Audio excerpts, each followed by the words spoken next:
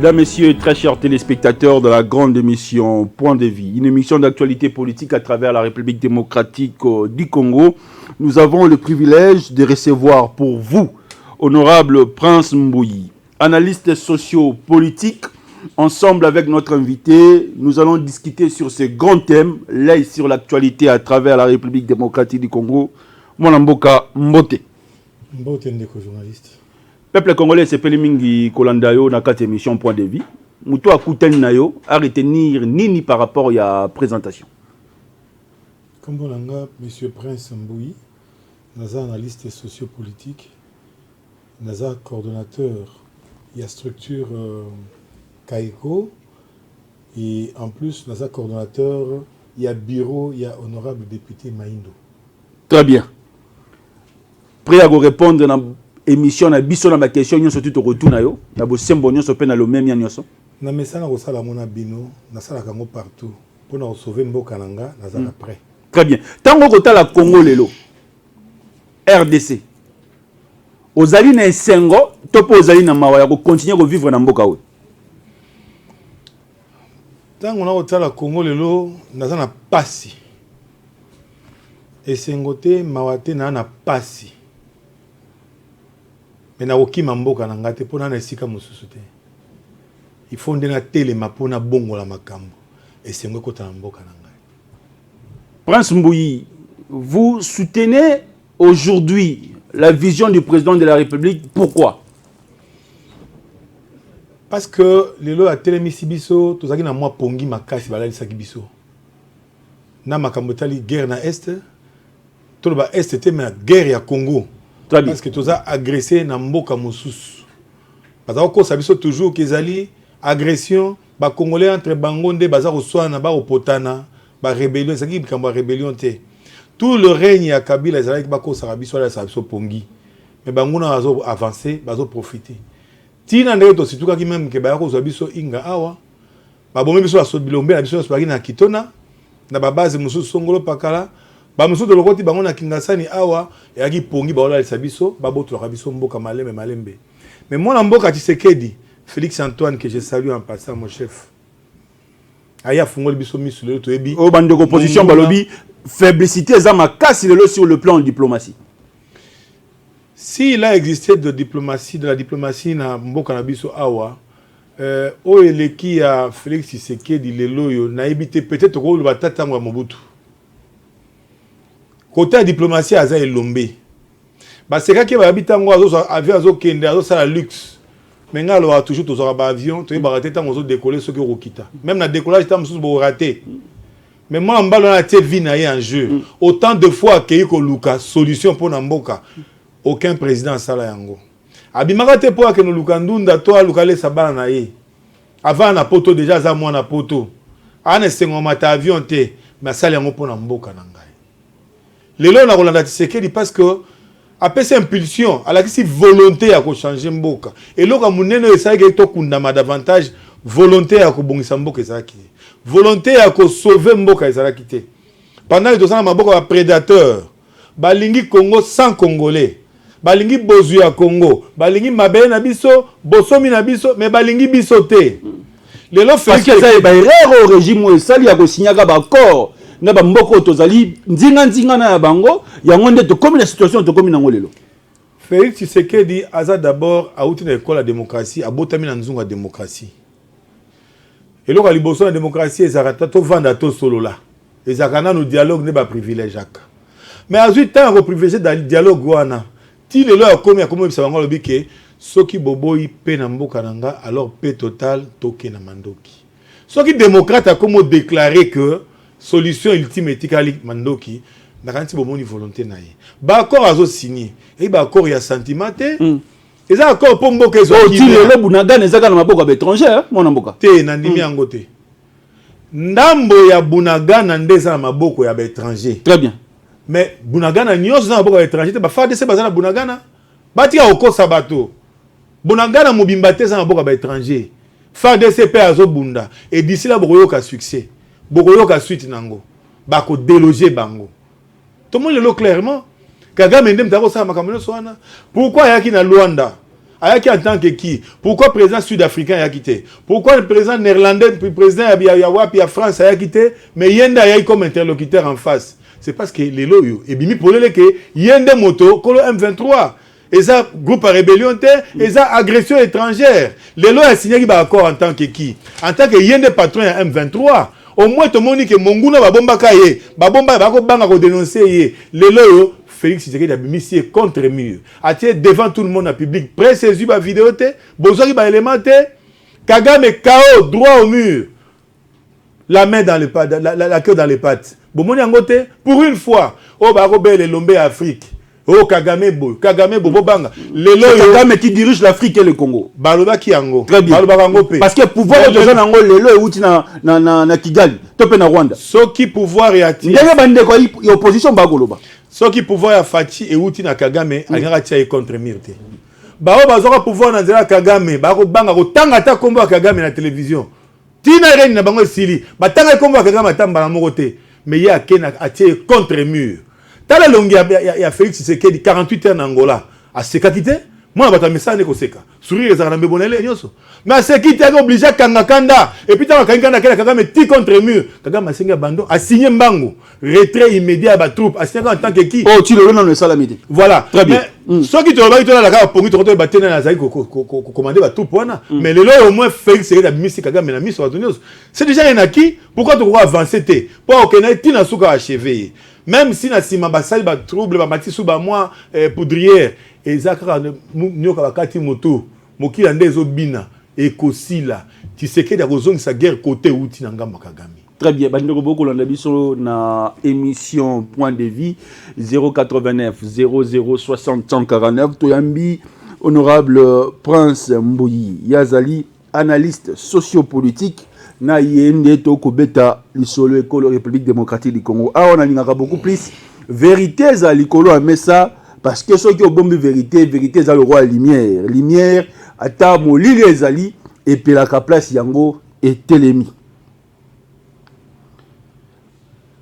Parce que toyebi benemi oba ko taquer le lomboko ya biso. Pourquoi ambassade ya Rwanda na Uganda et ko tika latina mokolo lelo na République démocratique du Congo? Prince. Et ça notion en contenant na contenu. Très bien.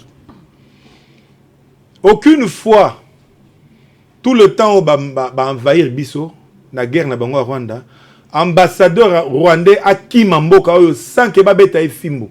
Sans que balle moko ebima po attaquer a poti mbango a se retrouver na Brazzaville. A ofongo la fenêtre ya chambre aller au la Congo na musika. On a Karega, Vincent Karega. Akimi yeko la linga opoza ka muta bosembo. Soko la population ngotala. Ah wa population yebi ke Karega na minute oyo akatsa ngamba Brazzaville butu. Babeta ke masasi. Bakanga ke singa. Batina ke commando a potaki mbango. Azana ngamba otala Congo na musika bakotika Congo oyo. Ça c'est la diplomatie, le succès de la diplomatie à Fati. Nous devons applaudir. Pourquoi il faut combattre Fati? Pourquoi tu crois appuyer été? Pour ça action zo monana. Un démocrate. Kagame atambusi mandoki mbula na mbula azoboma ba congolais makila congolais za otanga tongo midi pourquoi? Fati a signé ça qui a beta balle. Mon frère liboso. C'est un frère africain. Tobo il reste notre frère, c'est un frère africain. C'est pas un Belge, c'est pas je sais pas un Européen, c'est un Africain. Donc aza frère na biso quelque part, to ça na poso moko, yango ba yaka to fala to solande konanga. Po ni to bomana, ba minde ba ti ko chabiso songi. Tika kimia na peuple na ngai, ngana pesa pe ki olingi nini? Oya ko somba mangolo yaka. Olingo somba nini matembele yaka. Songa pe na posa mbala na ko pa na yo. Est-ce que ça mabe et ça politique à bon voisinage? Mais il y a outrepassé nyoso wana. To signer jamais accord na Kagame pour attaquer biso.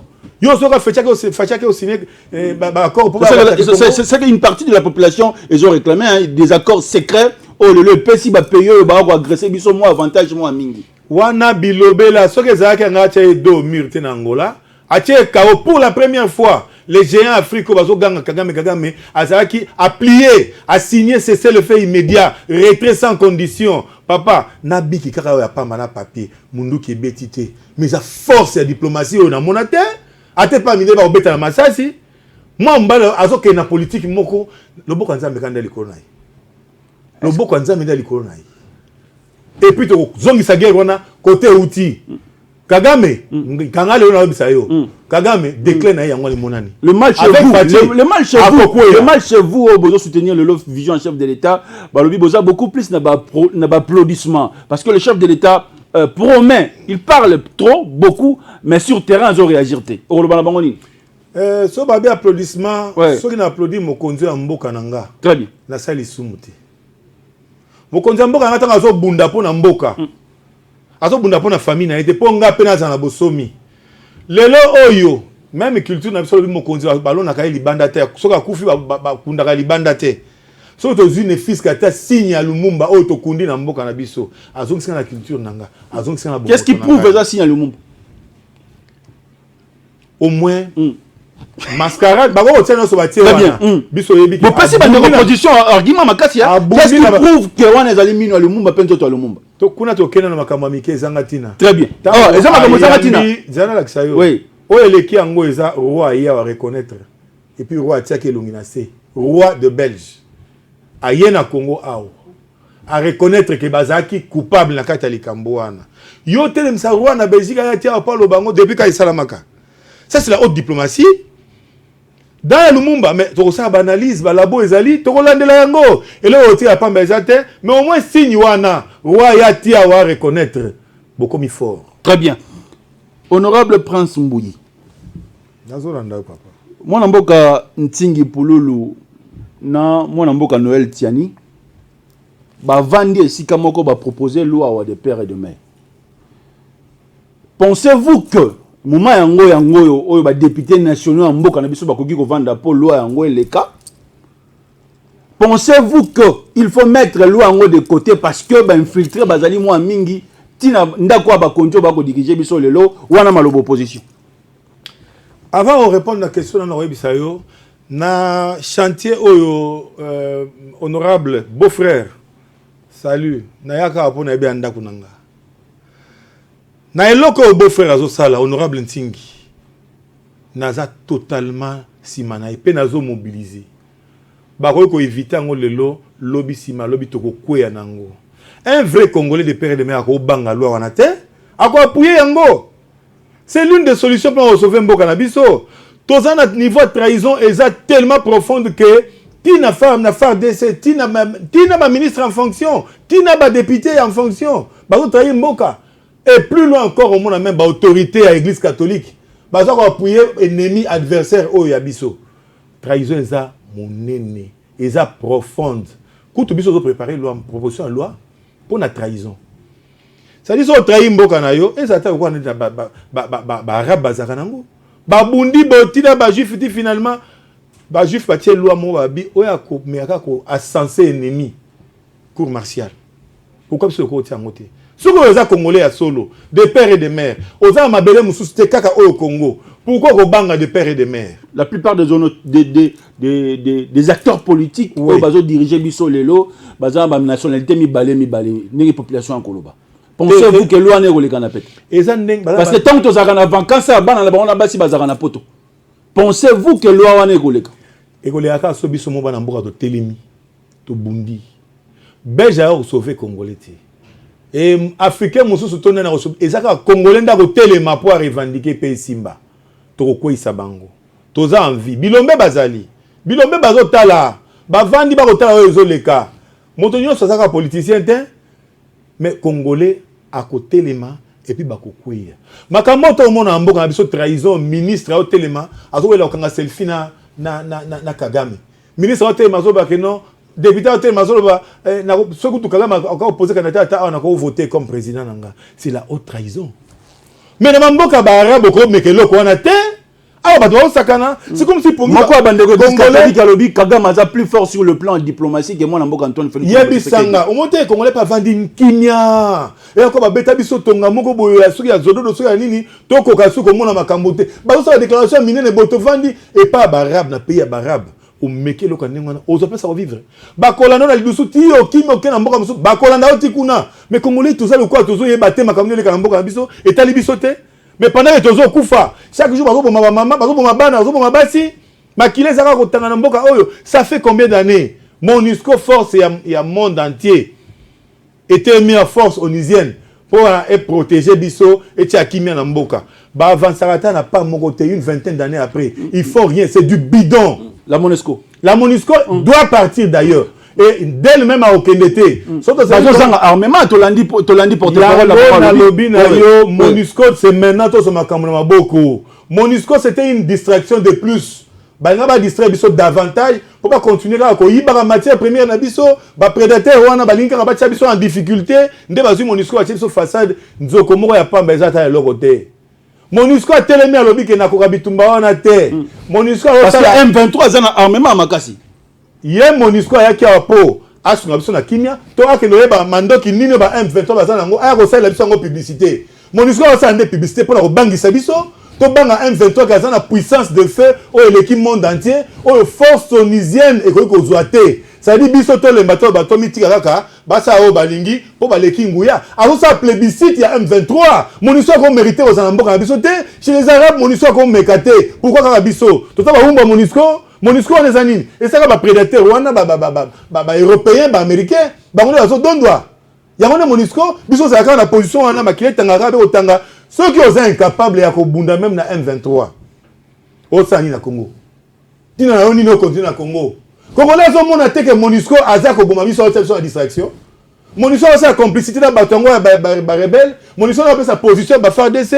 MONUSCO a okumba mona ba jeep na ba hélicoptère pour déplacer ba on a matériel na bango. Ceux qui ba tchebiso ne ba tchebiso na embargo ngo to mérité te. Les autres nous comme quand on a ces embargo, tous sont armés. Biso tous agressés. Tous sont armés. Parce que nous sommes faibles sur le plan diplomatique. La diplomatie agissante. Il y a un jour on a tellement mis sur bateau. Prince monde entier sali complot contre la RDC. Pour na bozuna biso. Balingi bozuna biso balingi biso te. Si ko batie biso MONUSCO wana abunda kate, akosa biso akobunda. Aussi en tête de retirer liké na MONUSCO plus de 20 ans après. Suite ezate. Mais na ça va bilombe babima na mboko. Sur Otali Baouma, à Télémaki, à Zumandoki, des pères et des mères, à Sala expédition, Babomé la Bissoyi. Nalo Banini, Boutamabe, Nana Bungili Solo. Bilombe, Baoutara na MLC. Ba Congolais, des pères et des mères. Bouzama Batema Mbokanga Gros Sakana Bote, Bako Nyoko la Bote, à Télémé expédition. Boyoka Sangote, plus fort que la MONUSCO. Un seulement, un commando. Je parle d'un élément seulement à FARDC. À une équipe d'ailleurs, expédition. MONUSCO a bando lenga simba zonga kende do ba bomeli bisoyi nalo ba bauma nalo banani Mamadou Ndala toyebi bangote et un homme aussi qui parle aujourd'hui devant le peuple congolais. Martin Fayulu Madidi alors biso qui azalaki mokonzi mboka mais situation ici la kala papa on a hier kapena na kapoto lo balika mboka très bien il parle aussi pour la nation alors bi peuple population azalaki liboso na kisangana ezalaki ebele ko le kabiso mbene de identité nanga eza de père et de mère très bien. Sola nanga de père et de mère. Ya on a bino que eloko on a taba échappé et ko zonga parce que tozana simanango et ko simba et ko telema de père et de mère. Ko beta na solo zo beta na terre. Yo sanga Fayulu nani. Na mboko Fayulu nani. Le président élu pour les autres. Pour les autres. Vérité des urnes tozana ngo apilelo. Ate makela wapi kimeza na mboka te ba manifestation ba kufa pamba pour la vérité des urnes. Le les awapi. Fayulu ka moko wana na ibisa yo akei tanto azongi tanto ezo Martin Fayulu azana en perte ta discours perte ta vitesse ba pesa ki occasion yo zo akite yo président élu yaka na ba preuve yaki nango tout le ba campagne ko et puis ça c'est une distraction parler de Martin Fayulu, excuse-moi en tout cas je peux encore parler de mon chef Félix Antoine Tshisekedi. On ne peut jamais parler de la République, on ne peut jamais discuter de la République. Je préfère parler de la paix, faire appel. Je préfère parler... La vision d'un homme politique au diriger Bissolelo. Il est aussi député national. Je préfère parler de la... On a parlé de Tini Pouloulou ici. La question père et de... Eh, comment raté Tini Pouloulou? Comment raté Tini Pouloulou? Parce qu'on parle de la République. Mais pour parler de Martin Fayulu. Au monde raté, au monde raté, Tini n'a pas dit peuple. Au monde raté, à part pas dit peuple, au monde était acteur social, à ça l'école, Martin Fayulu a Salanini. Martin Fayulu a Tangelanga Salanini. Martin Fayulu a député. À ça les gars me connaissent défendre le peuple. Qu'on comparer incomparable, monsieur. Qu'on touche coup d'antingité. On a des pères et des mères. 089 00 60 149. Émission Zalia en direct. Justine Alangiaro 4 émissions battant fort. Émission en peuple yango yobandi konanga bozolanda biso. Posez la question na mwana mboka Prince Mbouyi. Est-ce que le Banyamulenge sont des Congolais? Tata, naibité na ba tribu na biso na ba origine na biso soki tribu moko. Ils sont originaires ya Congo à terre na biso. Banyamulengi, ça n'existe pas. Tout le monde a un sentiment. Tout le monde a un bukanyaka te. Na kati ya ba tribu no sozana ngo ba langue banini Banyamulengi bazate depuis makambo bandaka avant indépendant. Tina tango belge na mabele na biso ezalaka te. C'est des histoires fomentées. C'est des histoires à gauche à droite. Mais ceux qui ont Banyamulengi, ceux qui ont Congolais, mais ba peki ceux qui ont Congolais te. Pourquoi vous avez un attachement dans mboka na yote? Pourquoi vous avez un amour dans mboka na yote?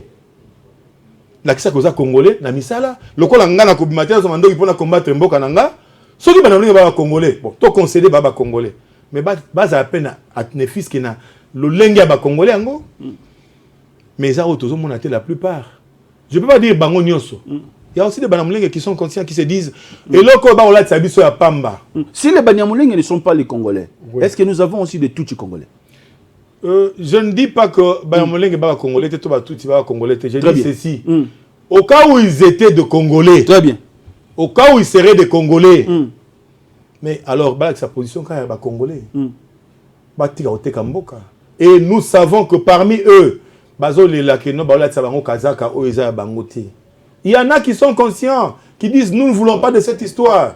Mais leadership pour la Kagame, la campagne, le jour que Kagame a pouvoir été,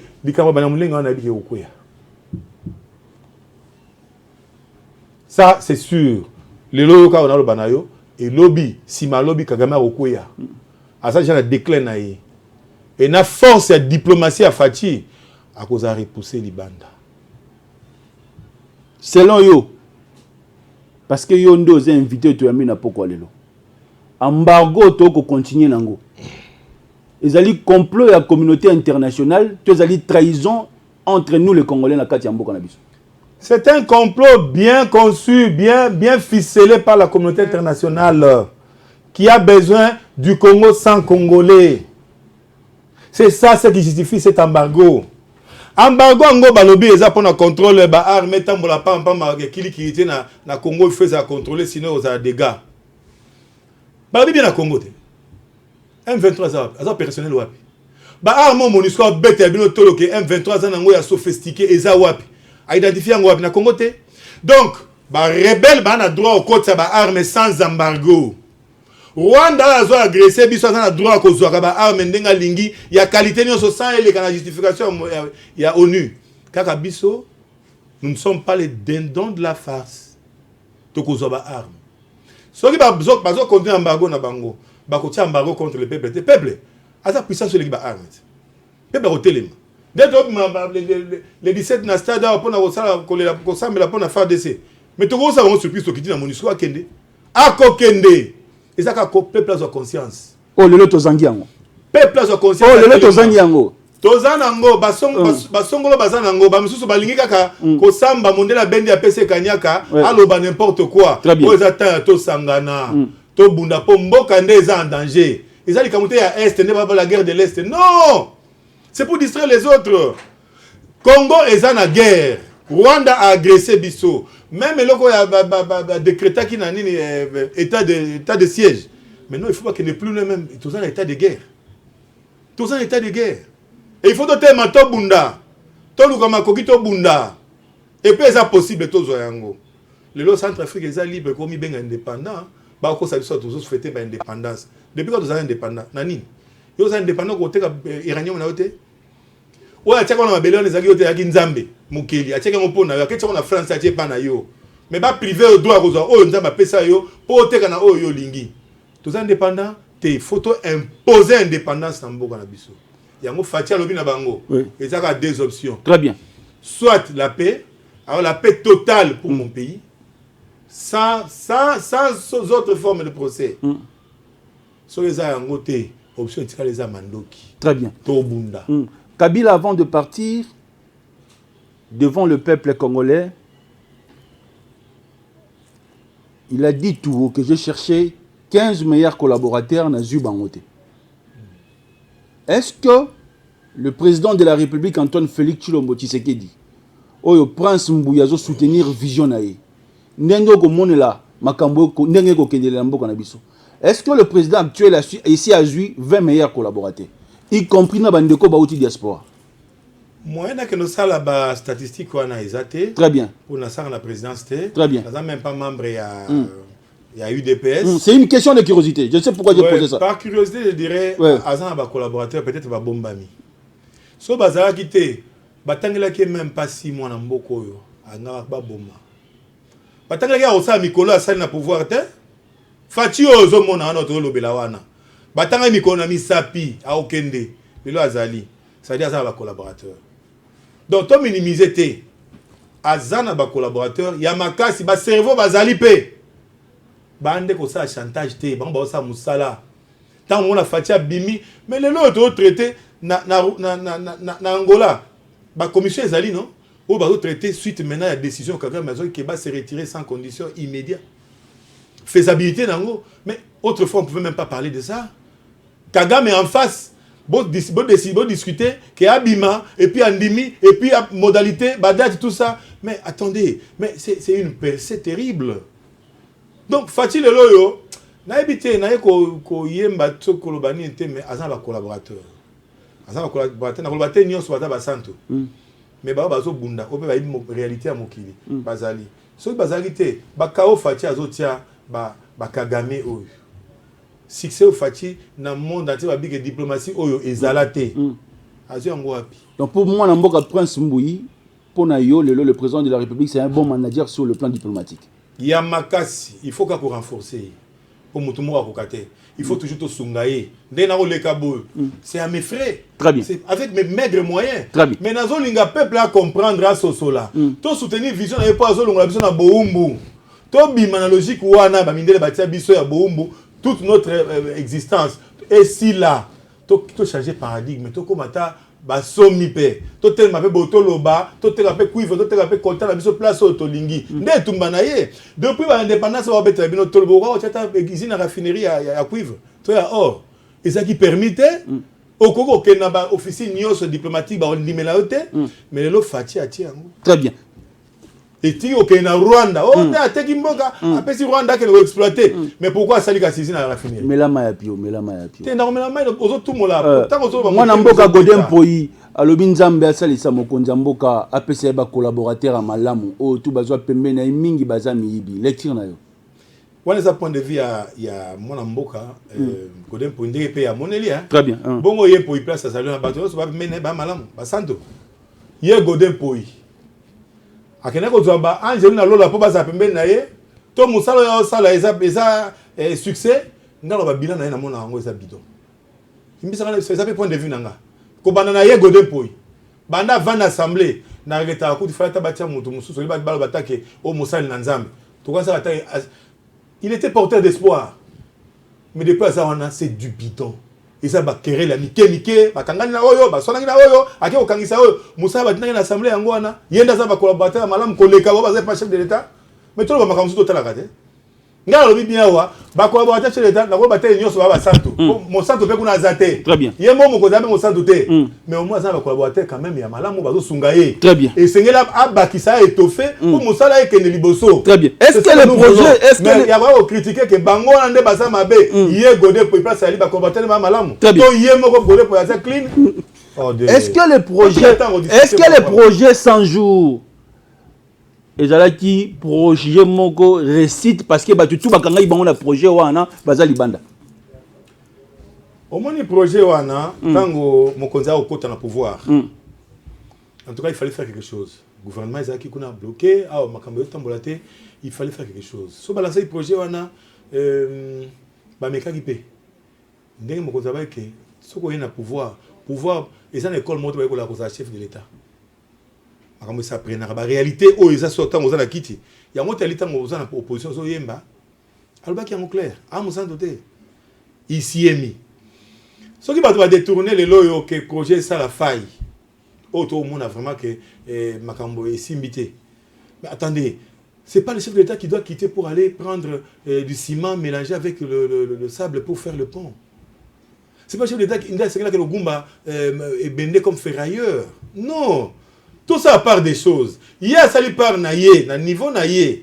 mais ba peut pas ça avec par na bango so ngana keina yibi boba bango chef de l'état mbongo ba yiba bango chef de l'état non ezaka mauvaise foi tout ça makambo na contexte nango abimisa imbo to abimisa kité ya pour la solution ya likambo songolo soki le basale échec mais tout ndaka bato wana problème est de côté à justice il faut justice à tellement même si l'état sur le labi que justice vraiment ça oyo ngana za na makanicité justice c'est tellement tout ça va vaillant combattant la justice tout ça va grand juriste OK ba kenda ba procès na monde entier ba ko isa même ba juriste à mindele bazali un appareil judiciaire na biso le grand problème c'est la conscience mentale ni bazana ngo pour ça musala ko basingel basala batia on a condition le bilan il y a 100 jours pour la prince Mbouyi ezaki positif à combien de pourcents le bilan programme à 100 jours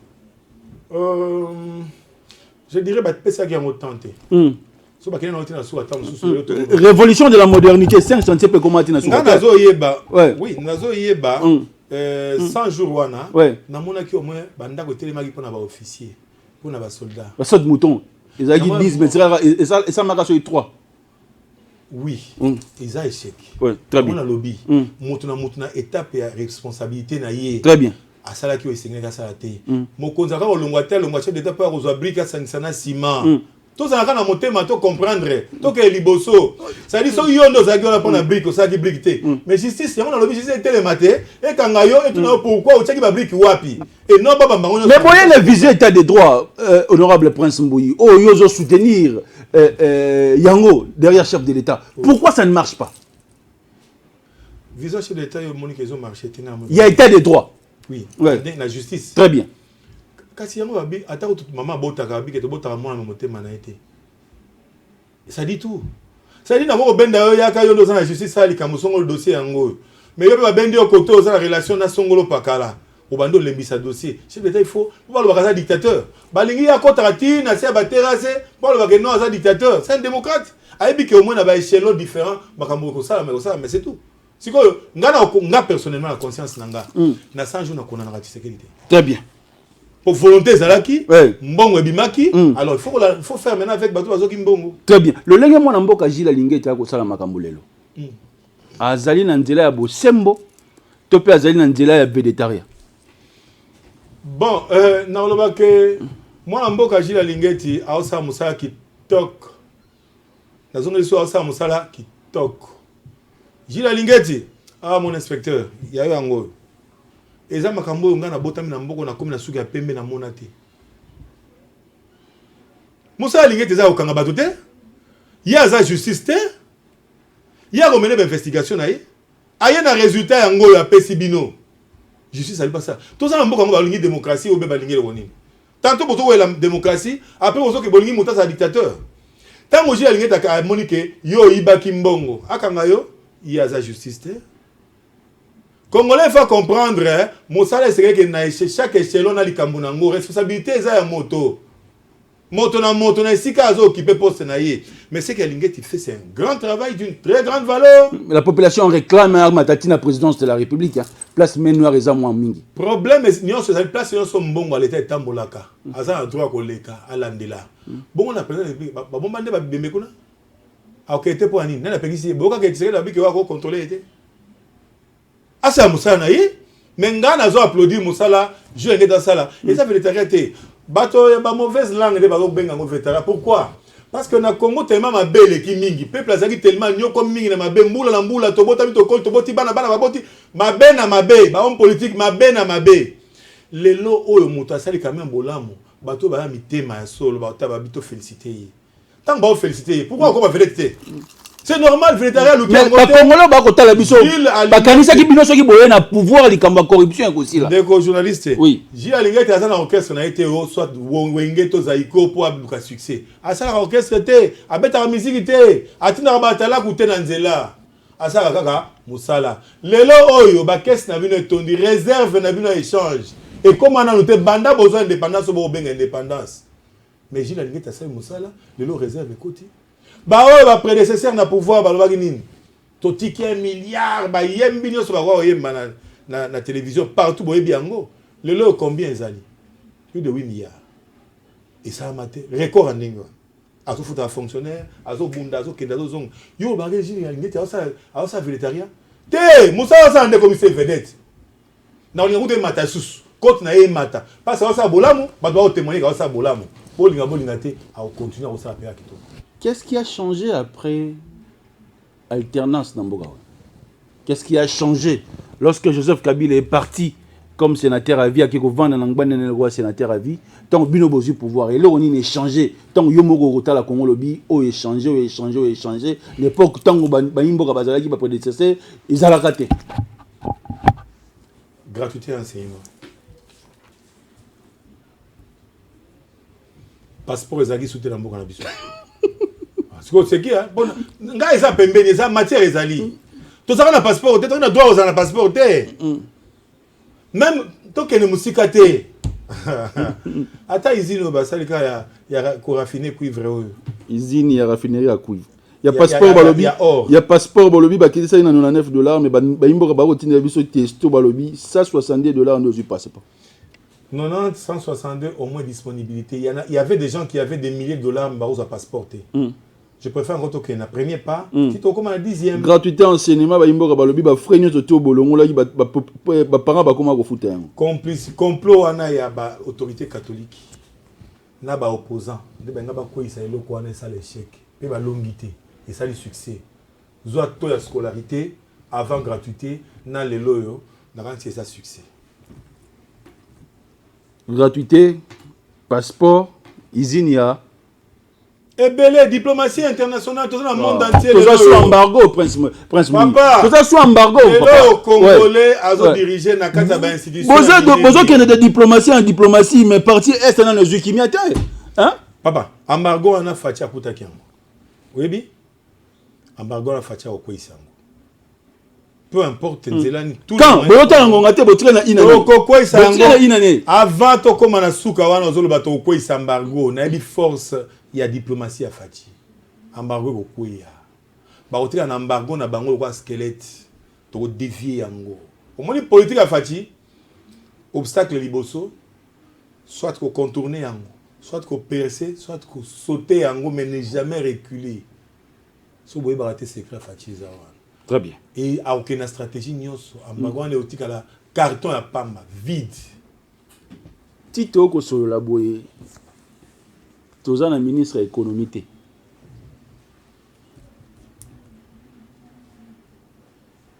Prince Mbouy. Tito ko solo la boye to ko sala émission population Golanda biso ko tuna mituna. Tozana ministre économie. Ministre Monsoso nda ko assumer intérim ya ministre économie. Est-ce que tu as vraiment les besoins du gouvernement Bawario? Mais ndeko ils ont encore simple tant batia gouvernement batia que ceux qui sont ministres, vice-ministres et songolo ils ont pas nani. Mais on devait condamner à partir de cette logique là. Très bien. Ça veut dire yo oko zalate na ngonga wana, on sort au sein intérim. Ce n'est que dans les normes et ils veulent la démocratie. Mais c'est ça la démocratie. Il fallait les dire comme ministre de l'économie. Oui, c'est simple. Il y a un intérimaire, oui. C'est dans les normes. Comme il y a un pays de droit. C'est encore une preuve que ça est l'état de droit. Population qui réclamait Joseph Kabila Zong à l'élan à pouvoir. Bazali Nandela Bosembo Topé Nandela Lokuta. Ça c'est Bazo rêver debout. Bazo rêver debout. Entre autres, pas si tout ça on a beaucoup. Kabila est l'artisan. Ouais, Abinu Eleki. Ouais, Abinu Eleki. Ouais, Abinu Eleki. Tala lipanere mati, tala mafuta mbila, tala toi $. Ok. Ouais. Mais Kabila ça est combien de temps? Namboka oyo na pouvoir, li pesaki na valeur nini? Et la valeur on a valeur nini? Fatia salika a 3 ans ya pamba. Azo bunda. Bo bloquer place nyonso mbongo ko ya poli pe kitande bo bloquer, nde botie guerre. Ce qui a bougé, Bokangi Koto, le pauvre, il fait la politique de ses moyens, il se débrouille bien. Et puis les choses avancent. Stabilité en bon. Kabila $100 on a combien? Tant qu'on a pouvoir. Tant qu'on a combien? C'est des questions que les gens doivent se poser. Pas seulement, oh, à $30 na X monde. Non, mais à on a combien? Après 3 ans, Kabila $, combien? Après 18 ans, Kabila $, combien? Pour Bozo comparer, c'est le comparer. Alors, bon, ça peut être 18 ans à Kabila. Bon, moto bando ça discours. Bon, tout na siko. Bon, mon a différent, très différent. Pourquoi na mutu ko yo tambola nango otie longi ya Poutine na chef de l'État? Dernière question. Kasi wana zenga mambo te. Nde oyo tozo plaider pour na yango parce que pour to na boumbo mundela tie biso. To bima na se ya mbula bomo ina biso saka na se ya boumbo ya mundele. Po to bima, foto za makasi, foto bunda kwa mibali.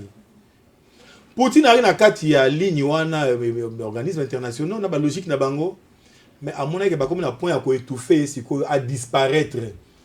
Instinct qui mobile et sali.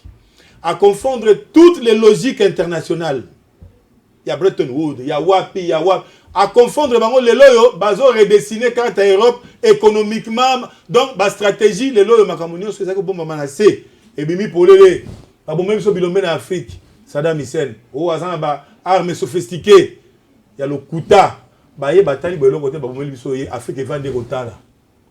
Oh, stop depuis après deuxième guerre mondiale, stop aux armements, course on est là tout ça. Bah vous voyez Kadhafi. Et Lombe, Afrique a peur de Bilombe naïe. Lobby a gagné l'autre côté, il y a suspect au Bagno Hollande naïe. Mais bango bango connaît au sein on a officine na bango bango bombe la bino. Mboula non so ça comme matin technologie armement, technologie militaire nucléaire bango ça la yango. Et la preuve, tango Poutine a télémi. Abina ko ningisa sikoyo vérité yebana. Mokile tamboli mingi na hypocrisie sous domination ba impérialiste. Na minute yo te to libérer ba peuple. Poutine a télémi à confondre ba logique nyos. Lelo oyo ebimi polele au grand jour que basala ka course na armement, basala course na nucléaire, bisonde ba umbu, bisonde ba dénonce la farce. Au nom monde entier, tu fais un Kanaki, bossa la boyoté. Même quand on a armes, armes, armes chimiques, on développe davantage. Mais le Poutine a tellement à confondre la logique na bango. Ba okaye, ba sangani combien contre Yemoko à Olonga bango. Et puis à Olonga bango. De faire ba règne aux États-Unis. Toujours kende na reconfiguration il y a ordre mondial. Donc na nouvel ordre mondial, changement de leadership. Ba européen ba nyoko libiso, ba américain ba nyoko libiso. To ça la bino bol, le kuta. Moi mboka Félix a na pouvoir. Ba tindeli amer wa zaki ba ko benga so ting nan. Nzita. Ake no distraire était américain au sala boy, ko accompagner bino, eko sunga, guerre ko sila. Ba yembi na litoi na eboti. Ayoki bango. Tangwa bandi ko tuna bango ba compte. Ba kimisi amer ba changer mbangu na butu mbangu ba changer ba tie moitié mususu pour tout na ba compte ba met à distraction plus de 3 ans mais à se ressaisir lelo aza ko sala pour libérer mboka ça veut dire Russie wana tant na tambora nango na kapo mutuka nanga il a dit que mariage onde azenga mambo mukolo fatia ko vana na Poutine ba sali plan de guerre ba sali plan de développement mboka na biso na reste na bombo ils ont déjà mis balete. Logique à impérialiste, c'est celle qui va maintenir biso. Toi, mais au bimisa moutoute, so mais vous avez embargo. Mais biso nous a agressé, mais on a droit même à se défendre. Ba kangi biso singa. Mais ba en matière na biso, ba ko ça va ami na biso. Ba ken a conseil de sécurité. Ba voter qui contre biso. Texte on est na France. Quoi so mi benga ami na biso. États-Unis et pays. Ba voter ni ba reconduire embargo. To sali nini poto za sous embargo. Biso to menacer Afrique, biso menacer monde ou bien biso to menacer. Ça veut dire complot et un complot international. Fatia a bunda yemoko contre le monde entier. Dengue Poutine a bunda na moi makasi na ba arme. Seul contre tous. Pour aller ba osanganate. Poutine a sala kiango. C'est le premier chef de l'État qui a reconnu ça qui pouvoir à Fati. C'est le premier Ayamba qui a déroulé le tapis rouge, Ayamba comme un prince. Aza otendre biso le boko boya to kopé. Attendez. Centrafrique le lo ba ko baza indépendant. Parce qu'ils ont un mot à dire dans le pays de Bango.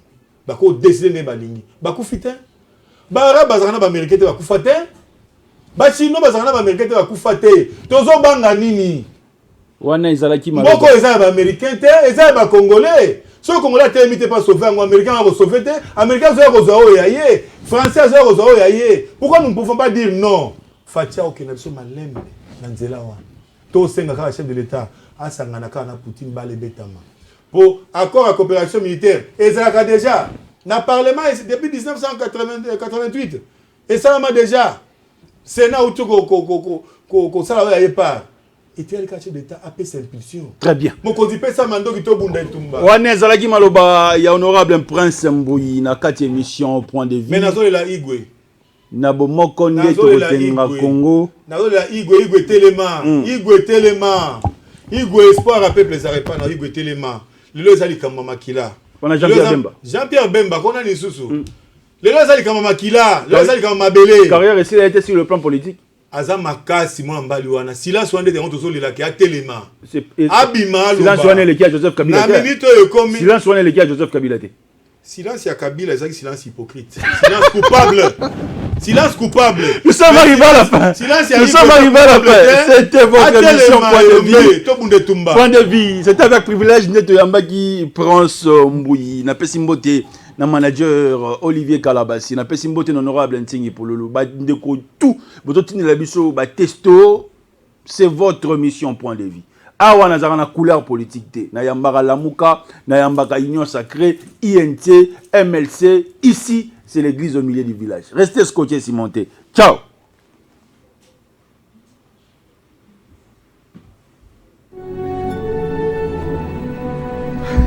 Ah, Bill, mon fils. Oh, donc ça là, sensibilisation, peuple à la Mouka. Quand on a commis, on lui soit sa déclaration, on lui soit pas dans le